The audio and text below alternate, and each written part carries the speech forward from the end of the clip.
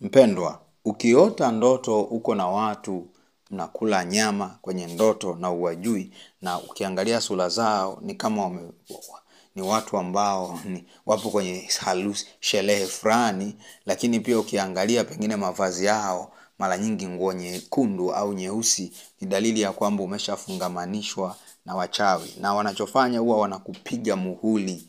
Wakikupiga muhuri wanakupa na namba. So unaweza ukajikuta ni mchawi, na by the way kwenye ulimwengu wa mwili sio mchawi, lakini kila mtu anakuita mchawi. Kwa sababu gani? Kwenye ulimwengu wa roho wewe ni mchawi. Umeunganishwa, umefungamanishwa na wachawi, na by the way wanakuja wanakuchukua usiku, ndio maana unajiona upo kule japokuwa hujifahamu. Kwa hiyo ni dalili ya kwamba umefungamanishwa na vikundi, viringe vya kichawi. Na at the end of the day kuna wakati huwa inafika kabisa unapojaribu kuwa mtu wa maombi, unaanza kuona anakutokea usiku anakuambia, kwa nini unaomba?